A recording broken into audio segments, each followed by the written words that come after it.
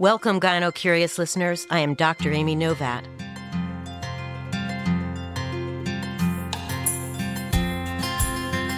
We are here to investigate what it means to be a healer and to be healed. Today, I would like to welcome Shakai Shepard, a woman I am so personally grateful to have met several years ago now. I don't actually remember when, but it feels some years ago when I was looking for a healing modality for a chronic medical problem that allopathic medicine just couldn't help me with. So Shakai is a licensed acupuncturist. She graduated with a Master's of Science in Acupuncture from the Pacific College of Health and Science, a top school for the study of East Asian medicine in the United States. Before her master's studies, she pursued a PhD at Columbia University in the city of New York, graduated with departmental honors from their archaeological anthropology department, while also studying social psychology. That's a mouthful.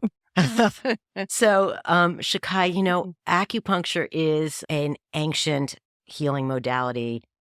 From my reading, it dates back even 3,000 years. So it kind of helps me understand how you've merged this study of anthropology and acupuncture. But tell us about your story. How did you come to be an acupuncturist? And we're also going to talk about what is acupuncture, because there are folks out there who don't even know what it is. Mm-hmm. Welcome. Thank you. It's nice to be here. Yeah, so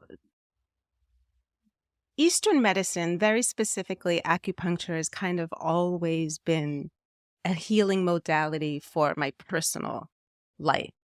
My mother is a medical doctor, and one of my caretakers, I had a lot of caretakers because my mother had me when she was in medical school and then in residency. So I was passed around a lot. And my aunt is an acupuncturist. So it was kind of always in my life. So it never felt like something that I brought in. I was born into it. I don't know if that really answers your question about it. It does. The women in our lives impact who we are and what we become. Absolutely. Yeah. So I was at Columbia studying archaeology, and literally, I think the defining moment for me when I switched, I was literally in a hole. I'm quite small, so I would be the person who is always asked to go literally into holes. And I just had a moment of, is this what I want to do? You mean archaeological digs? Yes. Okay. I was in Belize. I was literally in a hole with my tools, brushing off some dust.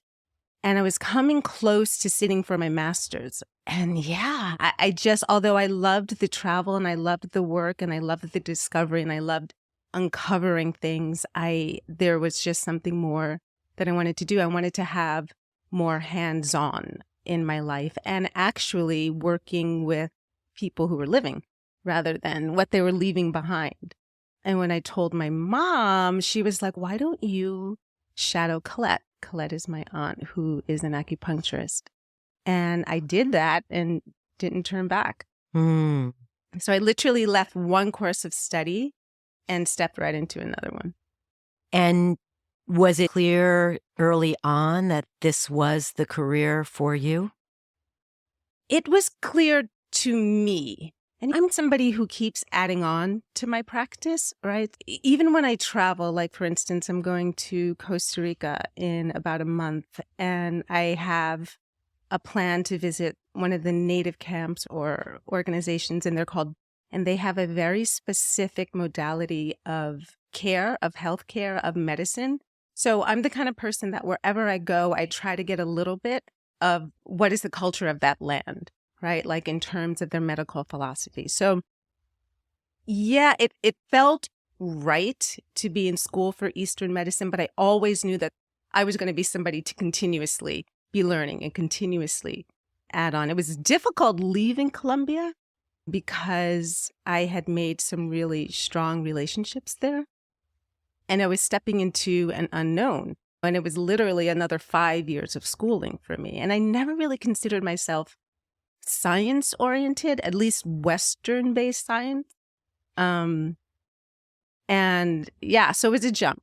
So I love knowing this storyline around anthropology because so much of what you bring into your practice is the art of looking at the person globally and yet being able to micro focus in a way that's pretty unique. It's a perspective that, I often think of this beautiful kaleidoscope and your capacity to focus in and focus out. And I wonder, is that the nature of acupuncture? How do you explain that, or am I just out of my mind and that's not true? No. No, it is. So I really love the idea of an integrative practice, right? And I think I love that because I myself am sort of a product of a lot of different ideologies because I had so many caretakers early on. So I draw from Eastern medicine, China, Korea, Japan, but then also India, also my ancestry in Cherokee modalities and in African. Just I draw from a lot of different places. So I think that's probably what you might be feeling. The study is definitely, I fall back always on this system of Chinese medicine, right? But again, I'm just pulling from other modalities as well.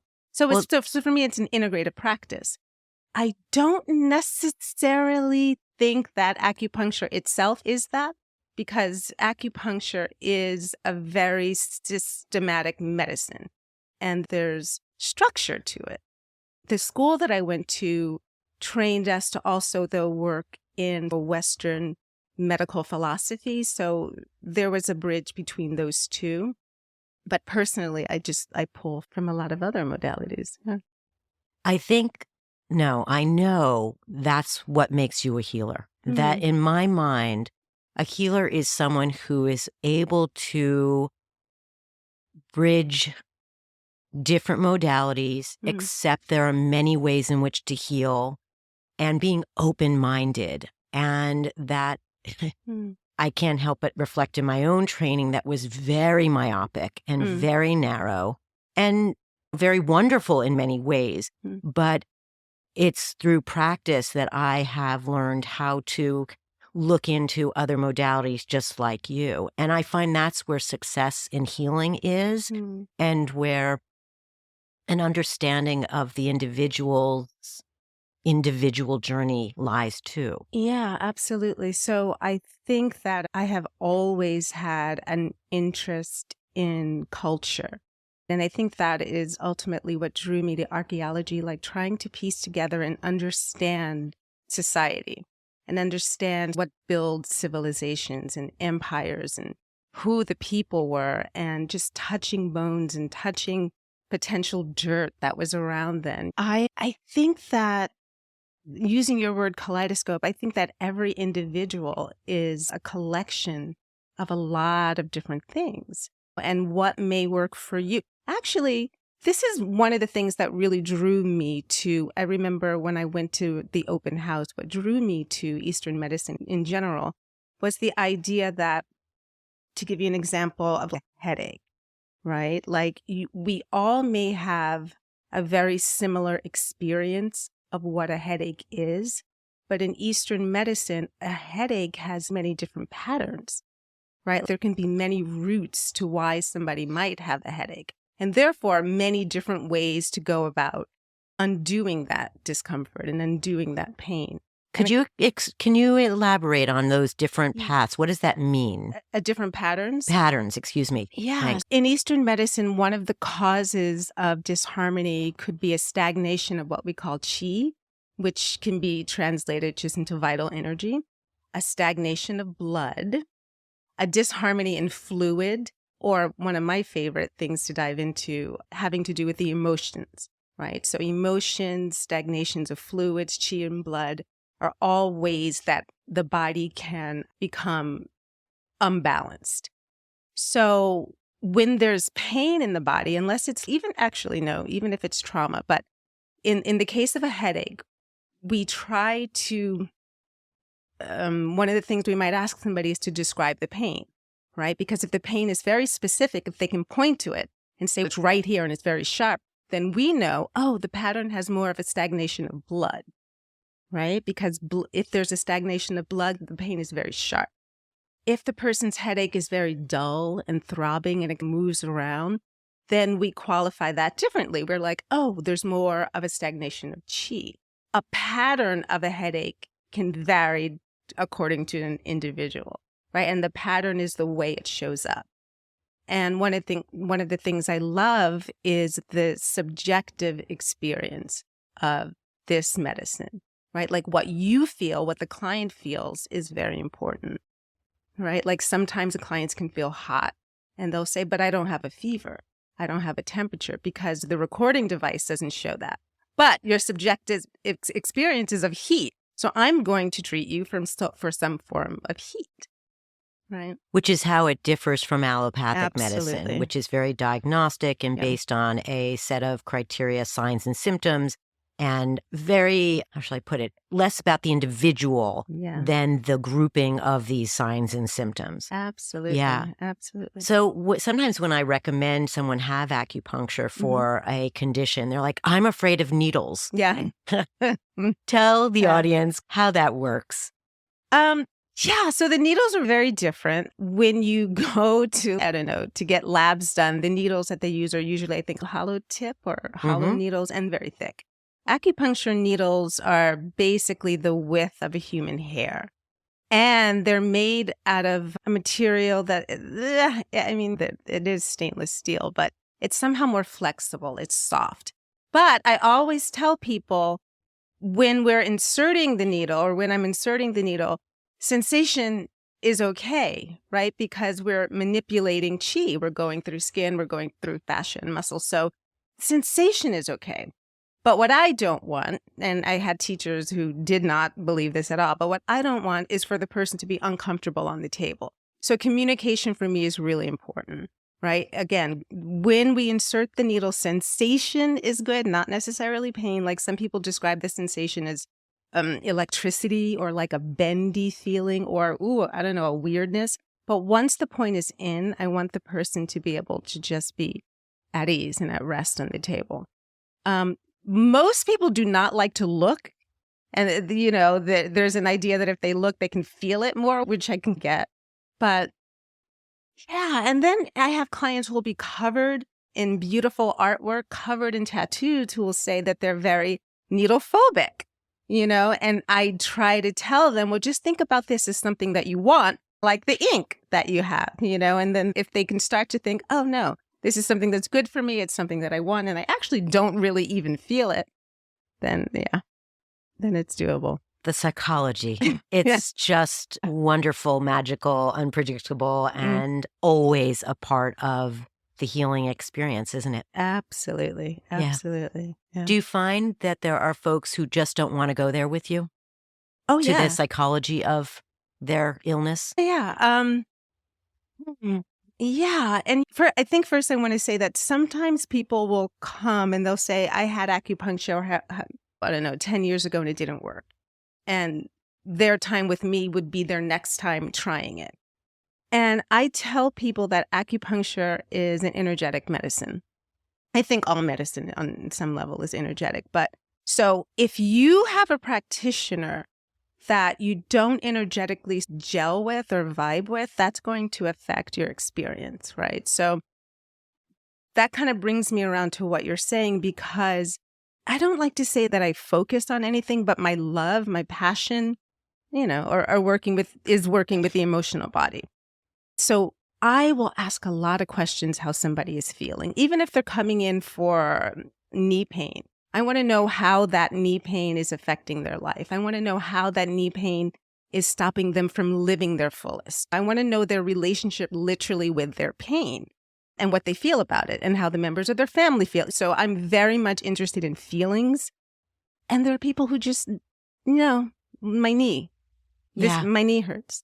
Yeah. Let's just talk about my knee. I might not necessarily be the practitioner for them, although I can shift easily. And I think that's because I did have a mother who's a medical doctor as well. So I feel like I'm balanced. But there are people then on the other side of that who really want to talk about what they feel, who really want to be touched, who really want to feel like that they're being heard and seen. and they do have knee pain, but they also want to talk about how one of the things that makes having knee pain difficult is that they're dependent on other people in their family, right? So in my space, we're going to work on all of that. We're going to work on the knee pain, but we're also going to work on that feeling of vulnerability, maybe that comes with it. But then in my career and in my practice, I have worked underneath people who are much more along the line of you're just dealing with the physical body, right? You can ask them if they're depressed, or you can ask them if they have anxiety, but no, we don't need to know anything more than that. Yeah, I mean, thankfully we live in a world where people as healers, can do what they feel most comfortable with. I often think that those individuals who are cut off from the emotional plane of their patients are dealing with that same experience within themselves. And that's no judgment. That's just who they are. And they can be unbelievable diagnosticians and clinicians, but just different from you. Exactly. And that's okay. And hopefully patients can find the clinician of their choice. Absolutely. So I know you're doing something called cognitive hypnotherapy or rapid transformational therapy. What is that? Yeah. So again, this sort of leads me back around to just something that I personally am really interested in. What I was finding in my class, first I want to tell you that I had a teacher, and he was our teacher in, I think it was like business management class.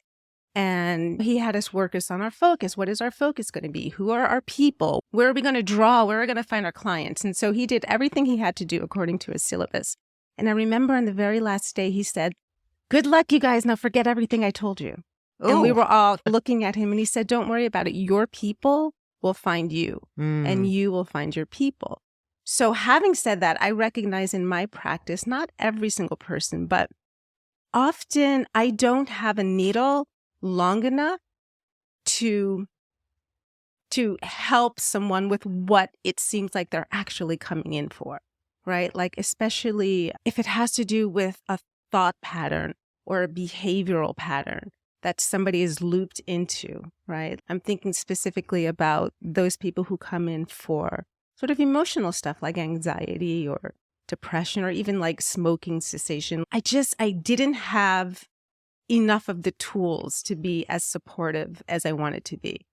So rapid transformational therapy, I found through a friend of a friend and fell in love with it. What is it? What is it? Educate me. It's a tool developed by a woman named Marissa Peer, who's a psychotherapist in the UK.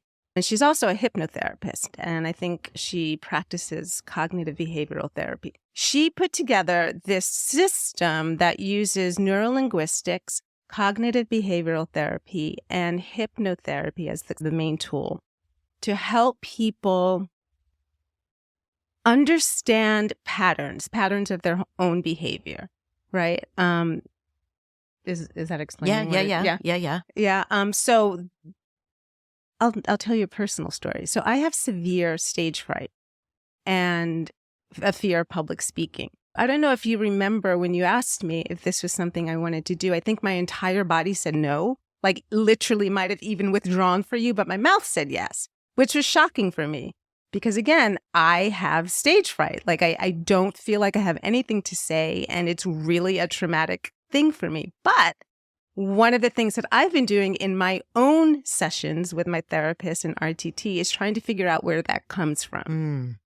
So what we do is through induction, which is a process to get out of the conscious mind, right? It's one of the tools used in hypnotherapy. I go into the subconscious mind and I access scenes in my past or memories, reviewing them, not reliving them, that might have been the root and the cause of why I say today I have stage fright. And what I found out for myself is that I grew up with very strong-willed people. And I learned very early that to feel safe, I had to learn very quickly how to assess my environment. And I'm talking about like formative years, like childhood, and figure out what other people needed. Like what other people needed was much more important than what I needed. What other people had to say was much more important than what I had to say. So I feel like some of those things actually make me the practitioner that I am today because I had a lifetime of honing those tools. But in another way, it harms me because I often feel like I don't have anything to say, or I'm okay not seeing myself in the room. So in my own sessions with RTT, when I saw that, just even understanding, oh, that's why I have that belief, freed that up in me a little bit. Right? Does that make sense? I like the differentiation between reviewing and reliving. Yeah. Yeah. And I know that a lot of trauma-based healing, it makes that distinction. And sometimes I ask myself, can I do that? Can I differentiate when I think back on some trauma or, again, some personal thing, issue, whatever you want to call it? It's an interesting challenge not to relive it versus review it. And can you speak a little bit about that capacity, or how does one do that? Yeah. So really great, especially when we're thinking about working with like veterans, right? With PTSD symptoms. So in the process, the induction, so basically RTT, an aspect of it is literally like a guided meditation. So I'm watching someone's body also just to see how they're responding, like if they're clenching their hands. So I'm very aware of what somebody's holding in their body, and we're trained to do that. But I constantly will tell them, you're safe. And it's, if you can feel this difference, it's like being above a thing or being in it. And the conscious mind, it's difficult to really think about that maybe right now because the conscious mind is always processing and it's very logical. But when we're in a session, you're literally more in the subconscious mind. So it's more about imagery and sensation and feeling.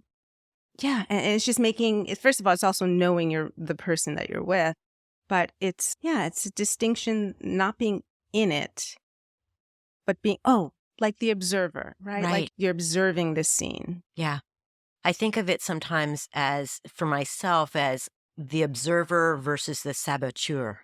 That I am personally so self-critical, and as many human beings are, maybe women more than men, I'm not sure of that, but the capacity to just say, I'm going to observe who I am, my behavior, what I don't do, and just observe versus you're not doing this, you're not doing that, you're stuck at this, you're all that self-sabotaging, if you will. So for me, it feels a little bit like that too. Yeah. And that is, again, that saboteur is an aspect of the conscious mind, right? Okay. So there are some people I have worked with who it's very difficult for them to separate from that. And there's some people who do it easily. Like artists tend to do it easily. You give them a suggestion and they're already doing it even before you've induced them. But so it's with people, I have a client that I'm working with now. When we're doing the induction process, she literally can't stop thinking about the process instead of just being in the process. For people like that, we were taught to, and what I've seen that actually works nicely is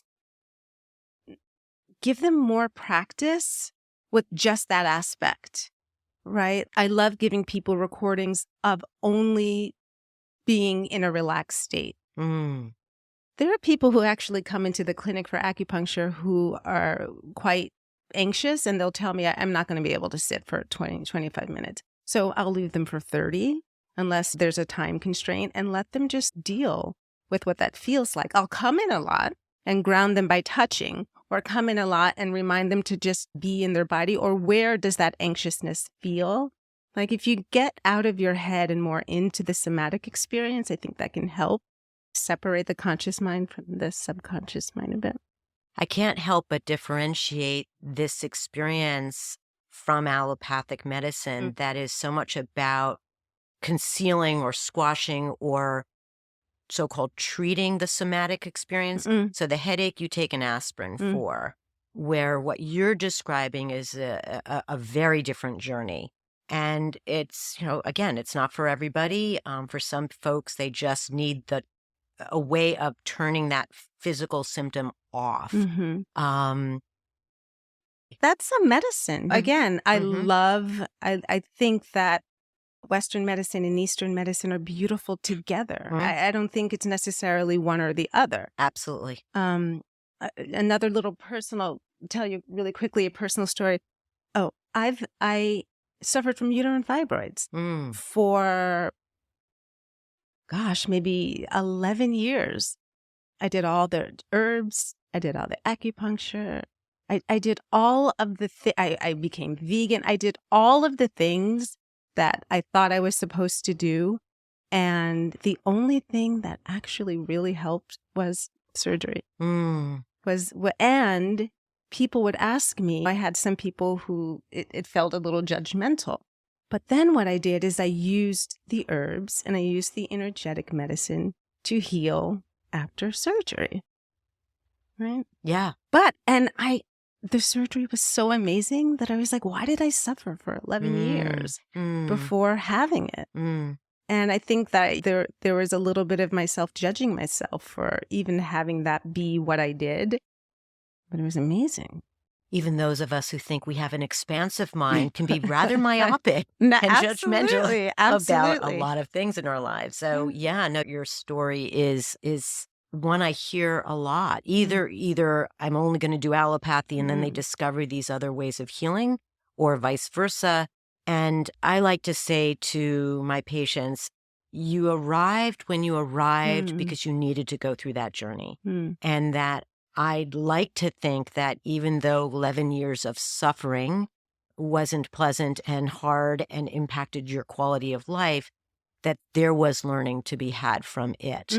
And what I love about your description of the needle and the sensation is, for me, it feels, and pardon me, the yin and the yang, the shadow and the light, the experience of feeling the dualities of our experience as human beings. Yeah, I probably didn't mention this in the beginning, but at its root, acupuncture is only trying to balance yin and yang. So thank you for bringing that up. Literally, that's what it is. It's just trying to balance yin and yang. And that's not static.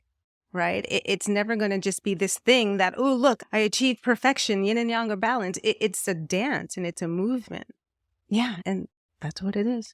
Yeah. I thank you for bringing that up. And I so agree that we've gotten in so many aspects of our world, it's either that or this. And that for me, illness and health are constantly playing this dance. And that actually is a healthy choreography, if you will. And that we are not necessarily one or the other. And I'm sure you experience this, where somebody might come into my office and say, I'm feeling really great, but, and I say, great, let's integrate the whole thing. Can you speak to that, please? Yeah. We like to feel good, right? But here's the thing. If you didn't not feel good, then what would feeling good actually be, right? And also there's learning in the not feeling good. There's learning in the uncomfortability. And that's hard to say, especially if somebody is dealing with a serious sort of diagnosis or pain, especially constant pain. But even there's a gift. There's something to learn. But yeah, we generally want to feel good. But also I think that we judge the things that don't feel as good as a bad thing or something that should not be necessarily. Let's see, how can I put this? So I have a client who has migraine headaches when it rains. She's also an A-type personality. So now when it rains, she has learned to read a book or she's learned to go for a walk. And these are things that help her not have a migraine, because the rain is now a time for her to self-care and relax. And I think that sadly we live in a society that doesn't really champion self-care. It seems a little, what is a good word? What does it seem? It seems selfish, narcissistic, indulgent, a waste of time. A waste of time. There's another word I'm thinking, but I can't think of it right now. But despite it being a multi-billion-dollar industry. Yeah. Yeah. And since the world I live in is all about persons with vaginas, the nuance of one's experience as a woman in the world is also part of that morass of, do I take time for myself? Shouldn't I be taking care of my community, my spouse, my children, my kitchen, my whatever? That there was always more to do. And when I tell folks that I have acupuncture with this lovely woman in Germantown, which is where Shakai works, I've actually had people say, "Oh, you do that?" And I say, "Yes." And they're like, "How often?" And when I tell them, they're surprised. And it's not because they're surprised that I take that time for myself. And it's been a learning process to do that for myself. It's practice to do that for myself. Yeah. I think a lot of healers, and when I use the word healer, I also mean doctors, obviously, even though, doctors as well, doctors. So I feel like healers has become a term for other than Western medicine. At least in some of the circles that I'm in, the healer is the shaman, or the healer is the herbalist, or the healer is the somatic therapist. But to me, a healer is also anybody who's healing, anybody who's working in that modality. So I think it's sometimes very difficult for us to see ourselves in the room, right? And I think some of that has to do in the room of those who need support, and those who need healing, and those who are allowed to take that time. And I think, having watched a mom most of her life not do that, I understand why. As a physician, she's called to be a doctor all the time. Like, even when she's home. I remember my sister and I were like, "Mom, we have this or that." And if the joke is, if our arm wasn't falling off, she would be like, "Oh, just go watch TV or take an Advil or something." But taking the time for herself wasn't really something she did. One of my taglines is "from the other side of the speculum." Mm. And being aware that as someone who takes care of others, that I need to be taken care of too. And my experience with being a patient, and how does that feel? And what does that teach me too?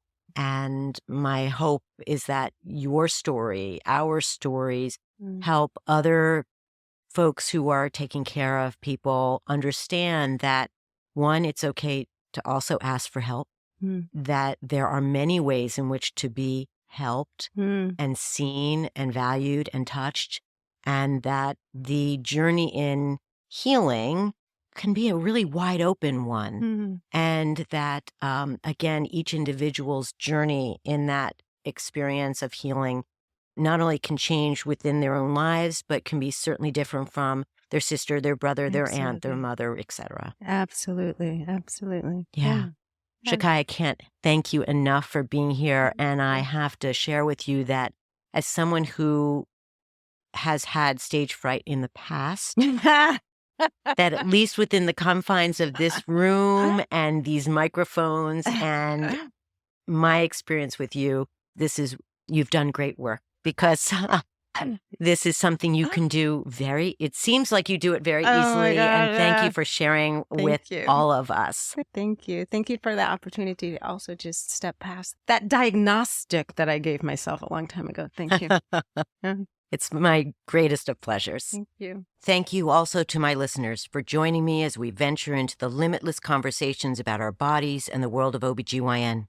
I would love to hear from you. Please email your questions and comments to comments@radiofreerhiniecliff.org, or call us at 845-307-7446.